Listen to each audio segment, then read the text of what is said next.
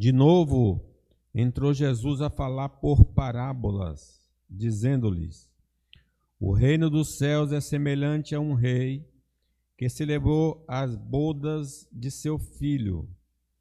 Então enviou seus servos a chamar os convidados para as bodas, mas estes não quiseram vir.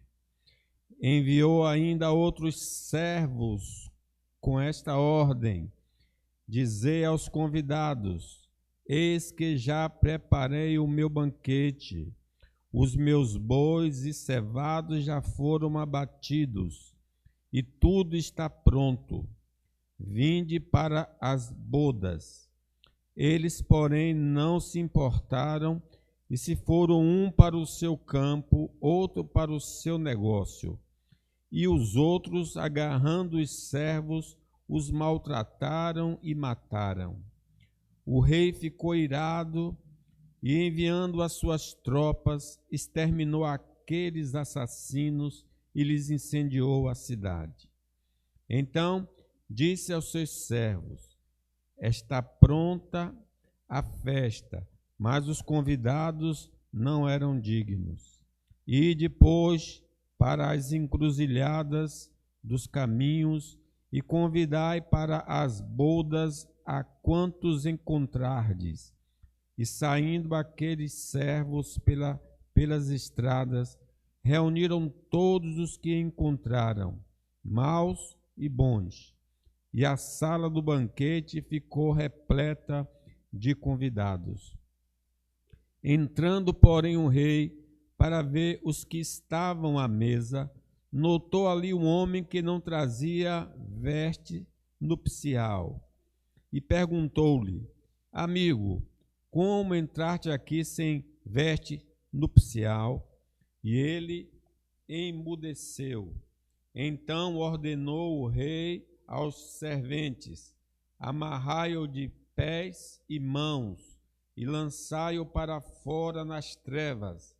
Ali haverá choro e ranger de dentes, porque muitos são chamados, mas poucos os escolhidos.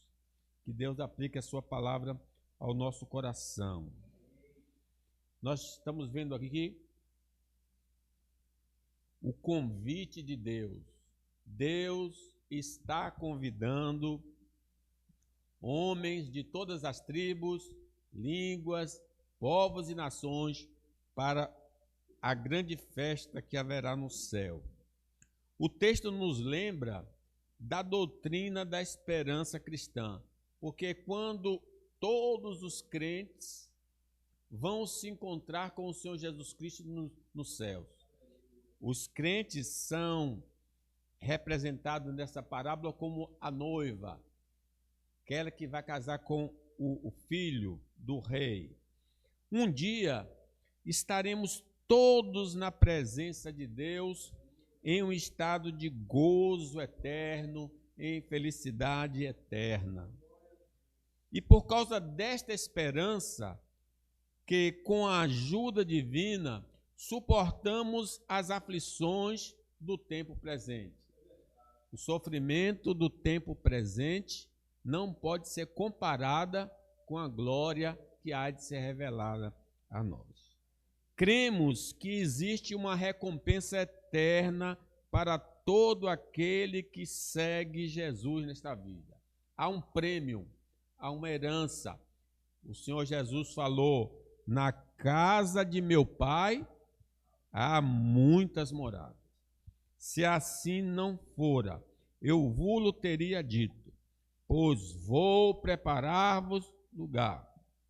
E quando eu for e vos preparar lugar, voltarei e vos receberei para mim mesmo, para que onde eu estou, estejais vós também. Então, tem uma herança para nós, reservada, diz Pedro, reservada nos céus para vós outros. Será no estado de glória que estaremos livres de qualquer tipo de angústia e sofrimento. Ele enxugará dos nossos olhos toda lágrima. não haverá inimigo para combater. Não haverá necessidade de médicos nem de medicamentos, porque lá ninguém ficará doente ou experimentará a morte. É o dia glorioso, é um dia que deve ser desejado. A gente deveria dizer: Maranata, ora vem, Senhor Jesus. Apesar desta mensagem gloriosa estar sendo anunciada a todos os homens, é o convite de Deus, eles não têm dado valor e, no geral, têm desprezado a convocação celestial. E essa parábola também aborda este tema. Se por um lado ela mostra a noiva, não se estende muito, mas diz com muita clareza que muitos têm rejeitado a oferta divina. Por isso, iremos falar nesta hora do seguinte tema: o convite de Deus. Em primeiro lugar, o convite de Deus é para participarmos do estado de glória. Versículo 1 na sua Bíblia aí. De novo entrou Jesus a falar por parábolas, dizendo-lhes: o reino dos céus é semelhante a um rei que celebrou as bodas do seu filho. Esse é o convite. Deus nos quer ver no casamento.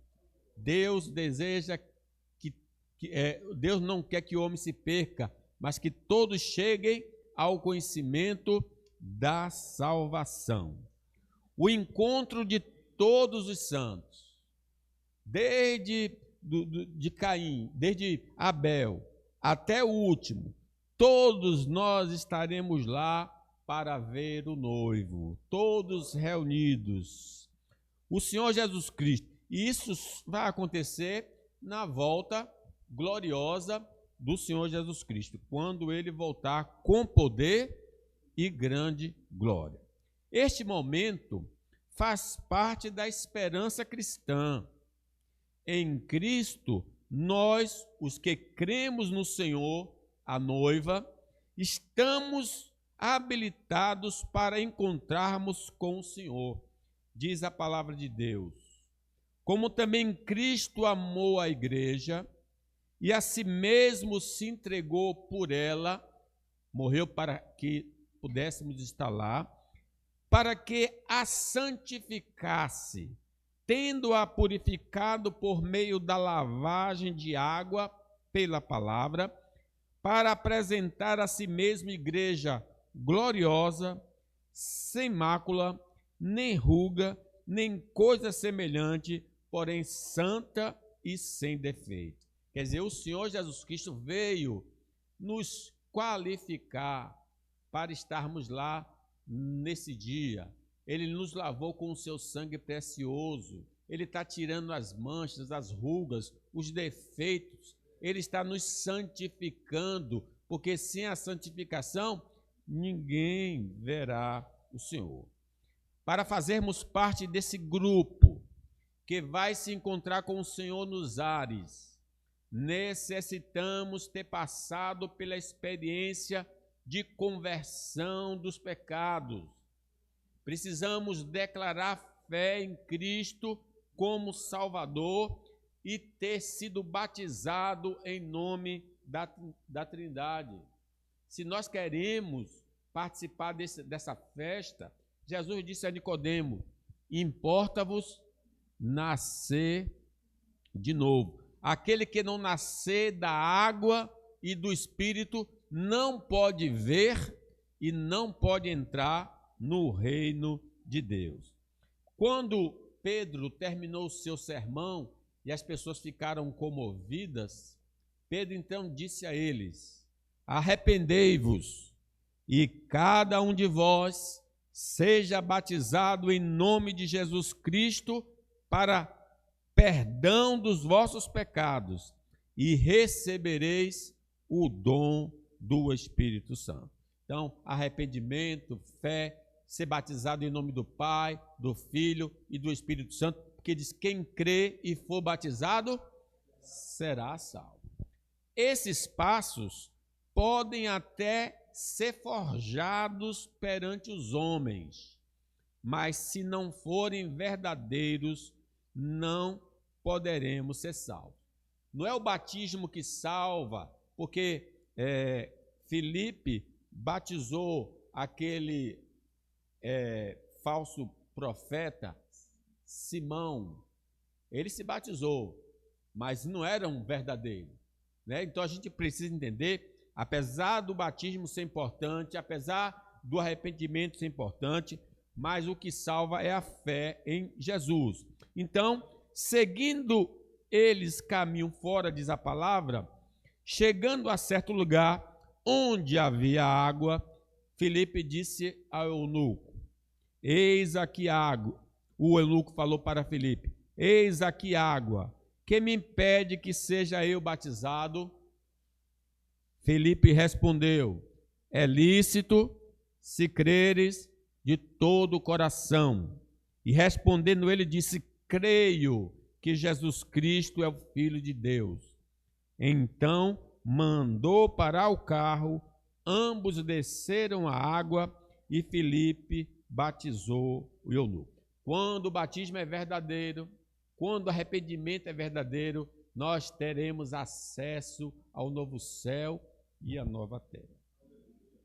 A comunhão perdida no Éden foi restaurada através do sacrifício de Cristo para todo aquele que nele crê.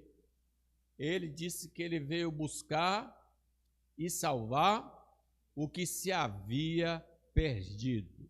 No presente, neste momento, nós que cremos, temos paz com Deus através do nosso Senhor Jesus Cristo. E no futuro, veremos e viveremos com o Senhor por toda a eternidade. Temos comunhão com Deus, estamos vivendo com Deus e viveremos com Deus por toda a eternidade. Porque está escrito: bem-aventurados os limpos de coração, porque verão a Deus.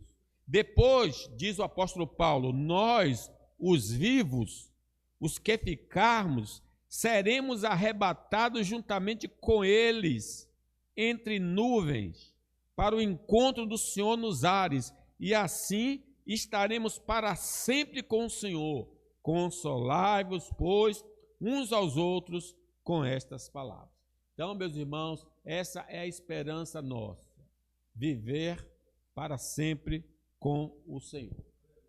Esta comunhão com Deus não vem através de uma vida religiosa. Nicodemos era religioso e Jesus disse: olha, se não nascer de novo, não pode ver, não pode entrar no reino. Não vem também pelo bom comportamento, porque nós já erramos uma vez na vida e qualquer bom comportamento não anula os pecados anteriores. E também através das obras. As boas obras não podem salvar.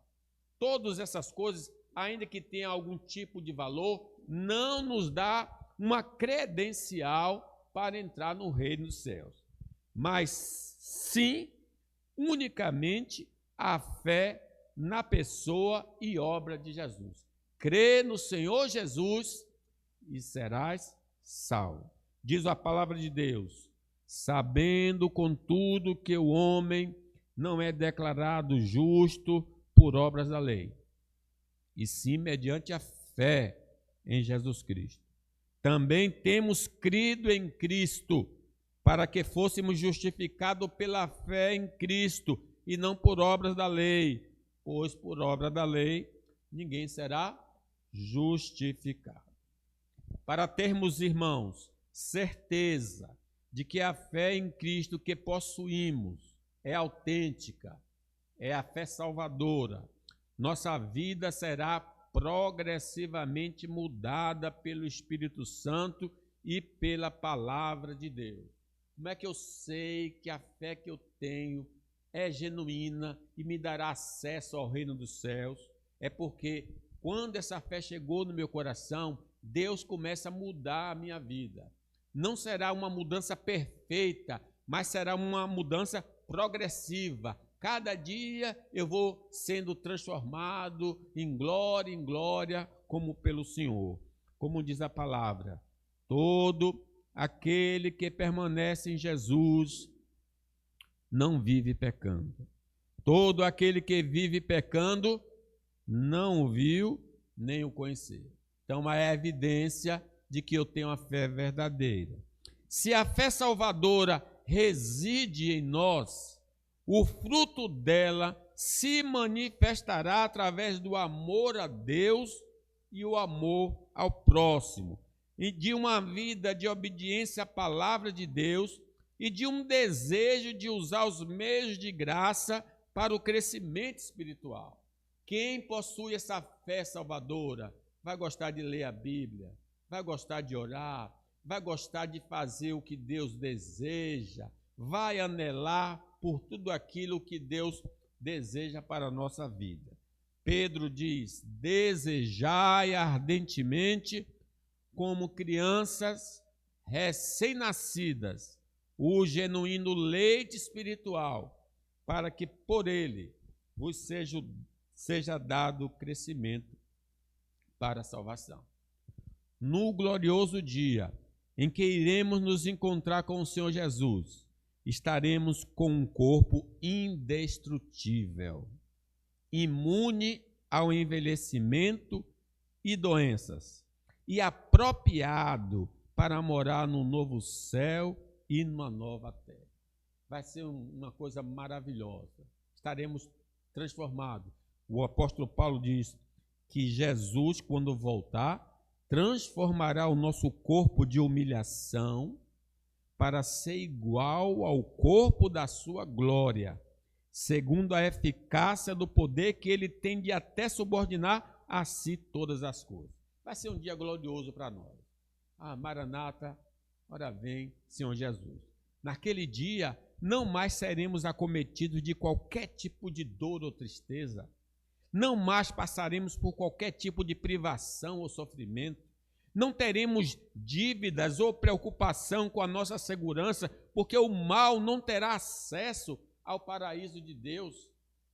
Diz Apocalipse: nela nunca jamais penetrará coisa alguma contaminada, nem o que pratica abominação e mentira, mas somente os inscritos no livro da vida do Cordeiro.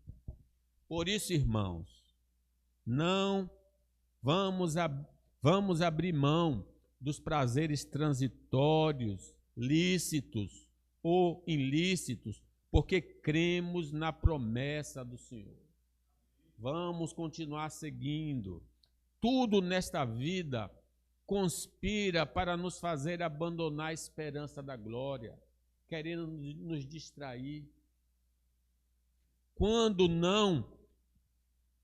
Quantos não abandonaram o caminho para usufruir por um pouco de tempo os prazeres proibidos? Judas andava com Jesus e trocou essa herança por 30 moedas que ele nem utilizou. Esaú trocou essas promessas por um prato de comida. Quantos não têm deixado de seguir a Jesus para andar atrás de coisas que não é nada? Mas se nós perseverarmos, apesar das grandes lutas que temos enfrentado, receberemos a herança prometida por Deus. Paulo, advertindo aos irmãos na primeira viagem missionária, disse a eles, fortalecendo a alma dos discípulos, exortando-os a permanecer firmes na fé, mostrando que através de muitas tribulações nos importa entrar no reino dos céus. Em segundo lugar, meus irmãos, o convite de Deus tem sido recusado pelos convidados do Senhor. Deus tem convidado, mas o homem tem dito não. Vejam aí o 3 ao 5. Então enviou seus servos a chamar os convidados para as bodas, mas estes não quiseram ouvir. Enviou ainda outro servo com esta ordem: dizei aos convidados: eis que já preparei o meu banquete, os meus bois e cevados já foram abatidos, e tudo está pronto. Vinde para as bodas. Eles, porém, não se importaram e se foram, um para o seu campo, outro para o seu negócio. E os outros, agarrando os servos, os maltrataram e mataram. Irmãos, Deus, pela pregação do Evangelho, está convidando homens e mulheres de todas as idades, raças, nacionalidades, condição social e cultural para o casamento do filho.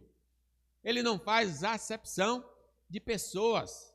Diz a palavra de Deus: disse-lhe, ide por todo o mundo e pregai o evangelho a toda criatura. Quem crê e for batizado será salvo. Quem, porém, não crê será condenado. Parece, irmãos, que a maioria dos homens tem feito pouco caso do convite divino. Os judeus, que foram especialmente preparados e convidados, se mostraram indiferentes ao chamado de Deus. Diz a palavra no versículo 3, enviou aos seus servos a chamar os convidados para as bodas, mas eles não quiseram ouvir os judeus.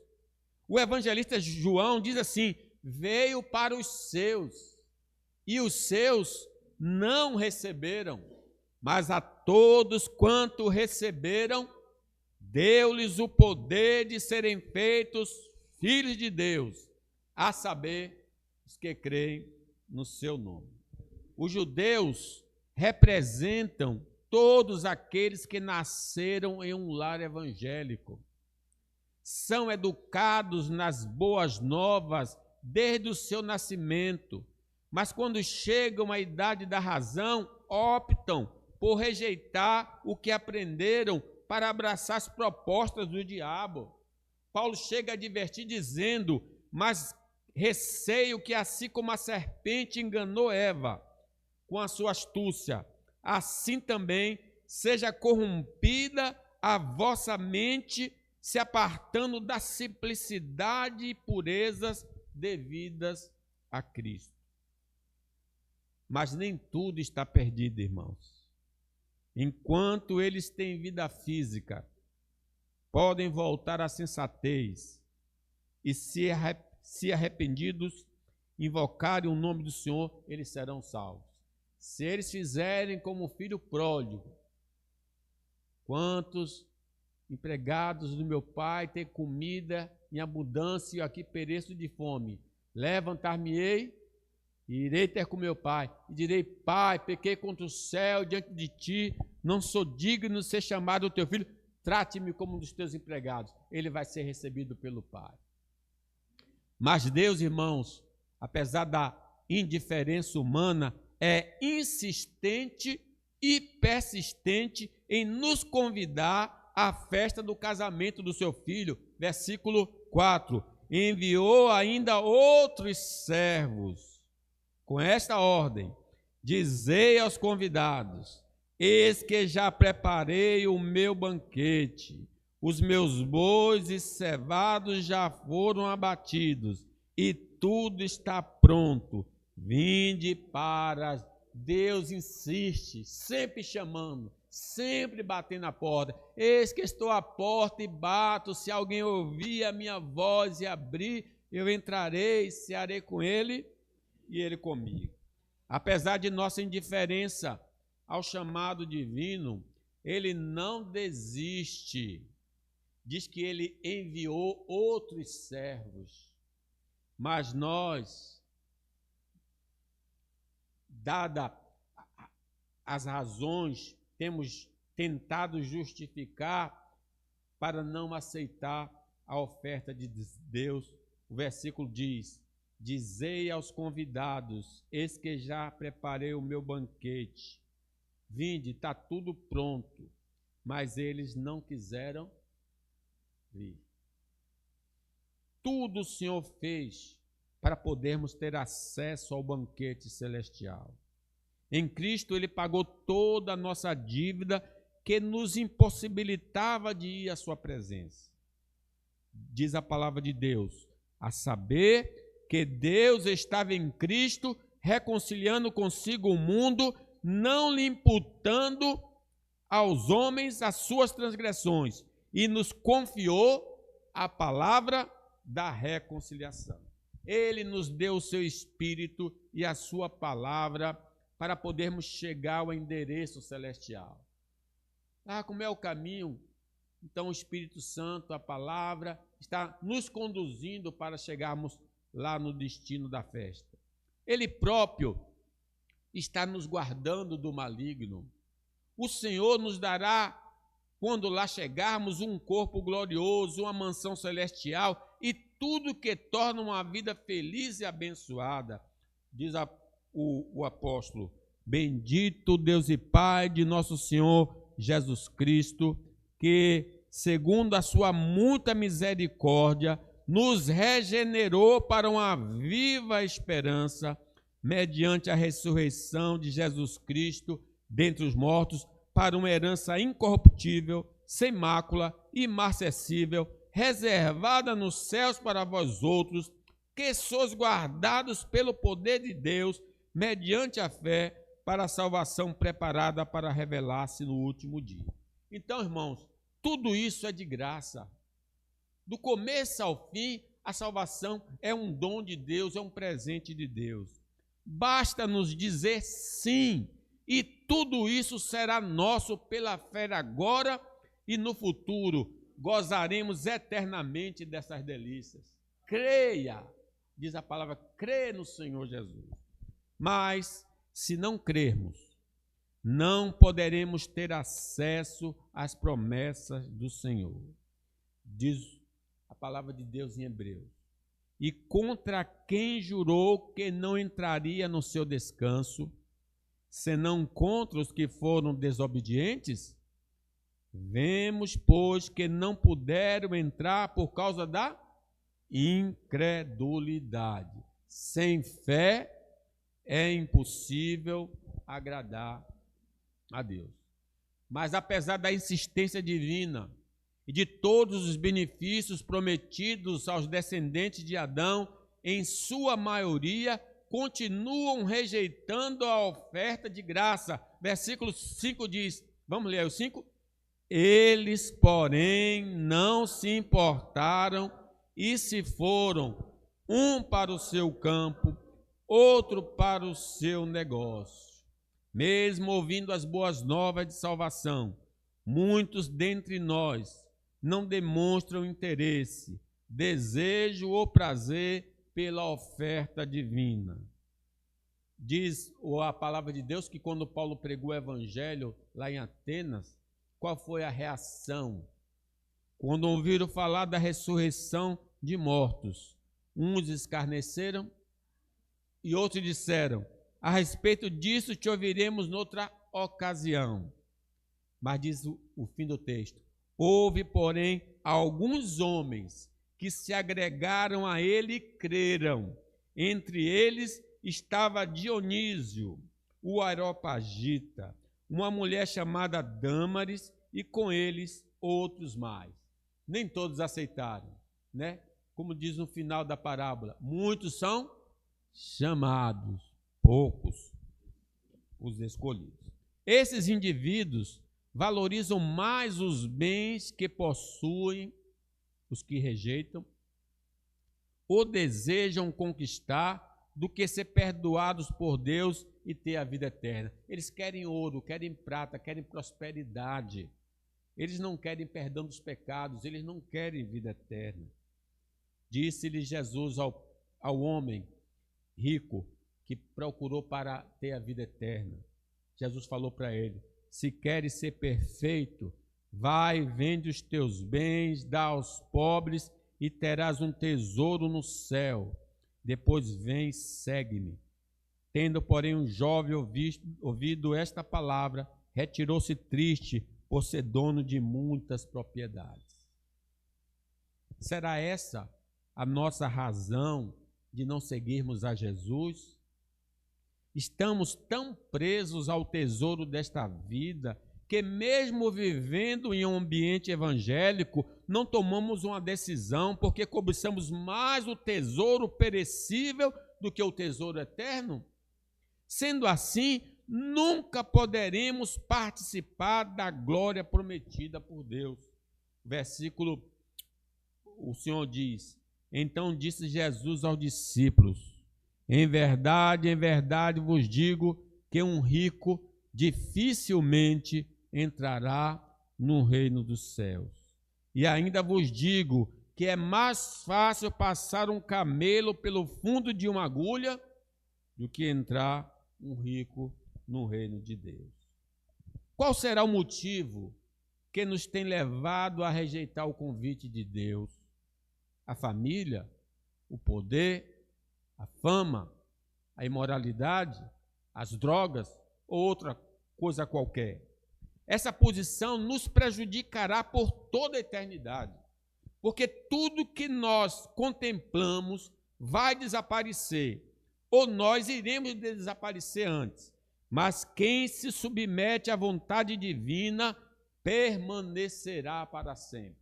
Como está escrito: não ameis o mundo, nem as coisas que há no mundo. Se alguém ama o mundo, o amor do Pai não está nele. Porque tudo que há no mundo, a desejo intenso da carne, a desejo intenso dos olhos e a soberba da vida, não procede do Pai, mas procede do mundo. Ora, o mundo passa, bem como os seus desejos intensos. Aquele, porém, que faz a vontade de Deus, permanece para sempre.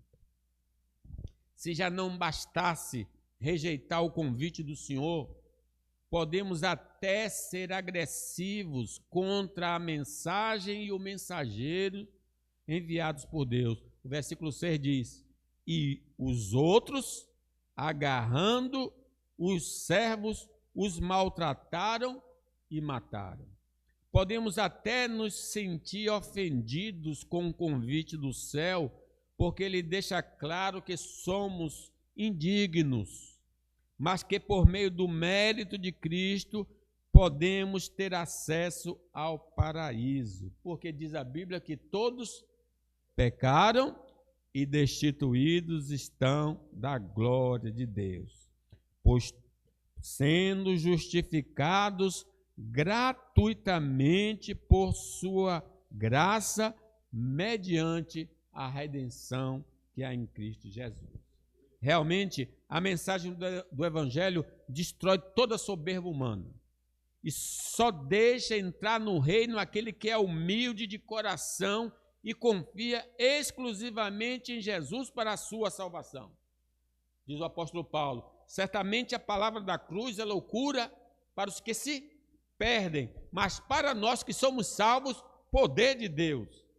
Essa mensagem tem poder de salvar, mas também de despertar o ódio que o homem tem de Deus.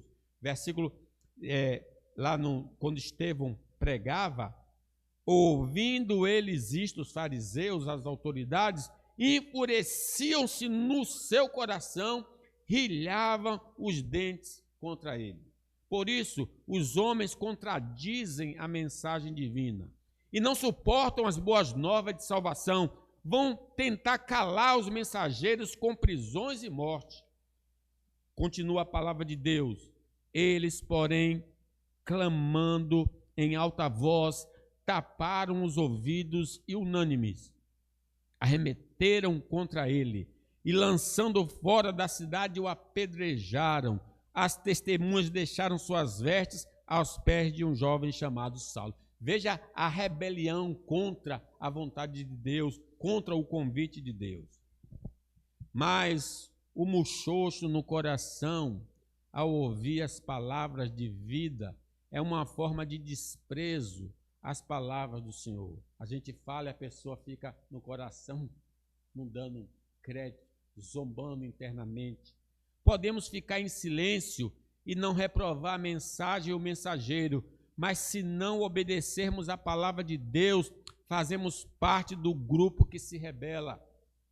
Que Deus possa nos quebrantar e nos fazer nos humilharmos em sua presença, para que possamos nos tornar herdeiros de Deus e co-herdeiros com Cristo. Meus irmãos, eu vou parar aqui, mas vejam a importância. Há um tesouro que Deus quer nos dar. Ele está nos convidando através do Evangelho. E nós precisamos abraçar esse Evangelho. Precisamos continuar no Evangelho para, naquele dia, ouvirmos: vinde benditos do meu Pai, possuir por herança o que está reservado para vós desde a fundação do mundo. Que Deus nos abençoe.